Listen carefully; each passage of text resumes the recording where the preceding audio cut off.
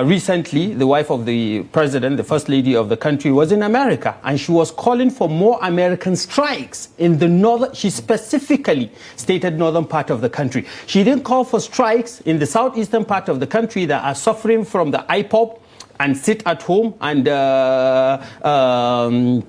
issues of separation, agitations of separation, killings that are going on there. You don't think that it's fair to say that the North is a top priority when it comes to insecurity? The North is a top priority when it comes to insecurity, but it shouldn't be labeled as a crisis that is based on faith. Is there a chance that you are misinterpreting the efforts as something that is targeting Muslims or North to destroy the region? Of course, of course.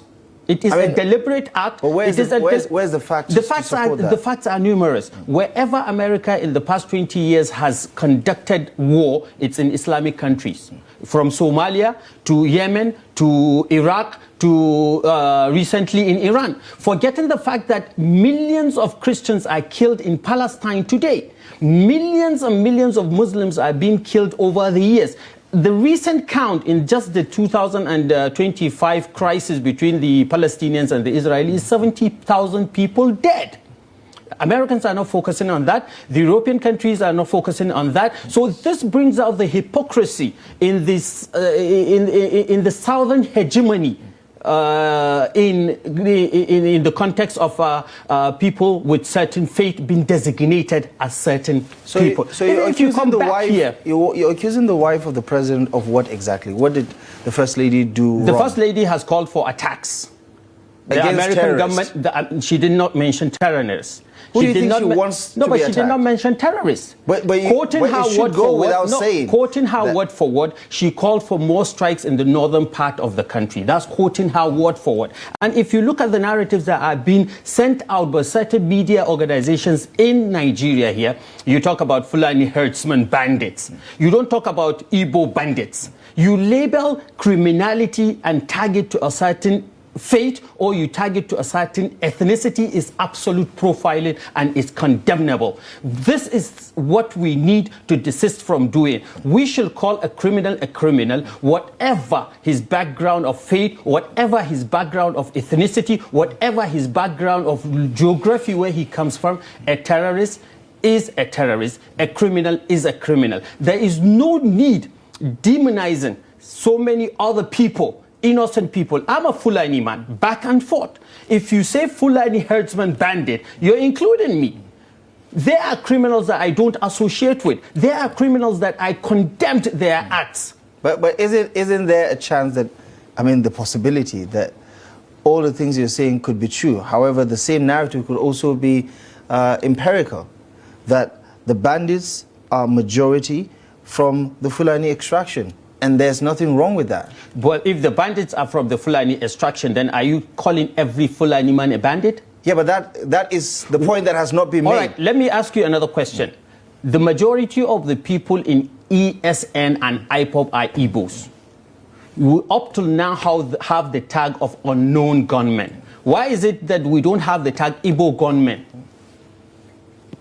I'm asking you that same question. I suppose you have to talk to the people who are using unknown gunmen. No. I'm asking you the same question because you asked me the same question that the majority of the herdsmen, the bandits, are Fulanis. And what is wrong with associating the Fulani? I'm saying it's a fact that some of them are Fulanis. It's also a fact that 100% of members of ESN and IPOB that are perpetrating the criminality in southeastern part of Nigeria are Igbo people. Why don't we label them as Igbo gunmen? Why don't we label them as Igbo? Why is the equalization important in your view? Why is the equalization important? The equalization is important in the sense that you will be able to understand the hypocrisy that is clouded in the narratives that is being sent to the outside world.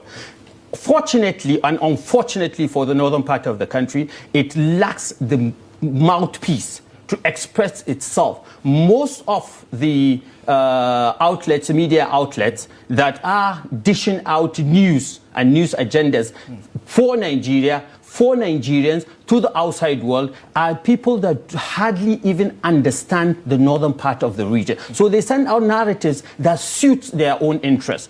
It's commendable, and it is a matter of urgency and necessity for our leaders in the north to start thinking about a mouthpiece that is going to extend and that is going to spread our own thinking and our own narrative.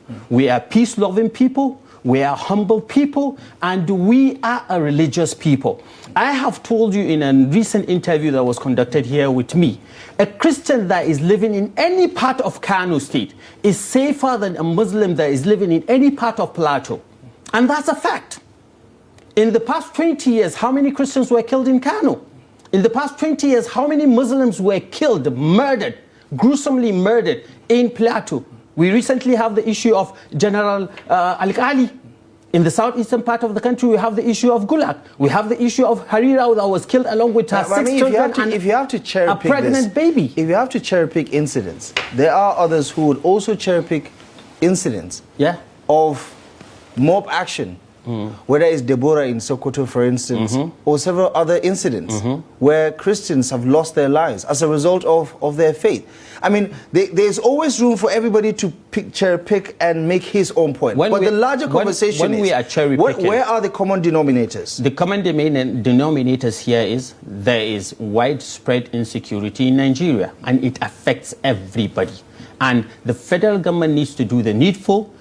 Take a look at the legal brief that Joash Amopitan has written, dissect it, and look at the comments that are contained in that legal brief and the signals that it sends to the outside world. Do you think the INEC chairman is responsible for what is playing out right now? Because you keep referencing that legal brief. Of course, he is the one, he is the author of the legal brief. His seal is there, his name is on it.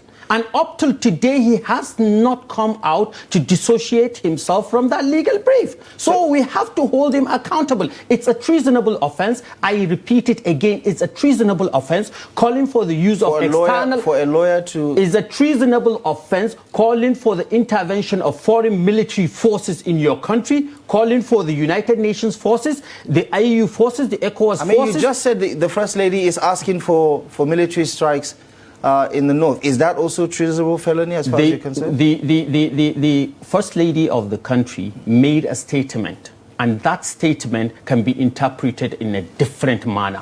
This we are talking about a legal brief, a document that is of 80 pages that somebody sat down, drafted, and even said in that legal brief that Fulanis were latecomers to Nigeria as they joined Nigeria in the 19th century, forgetting that the Usman and Fodio jihad took place over 200 years ago.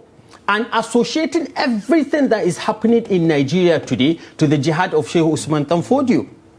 What is the link?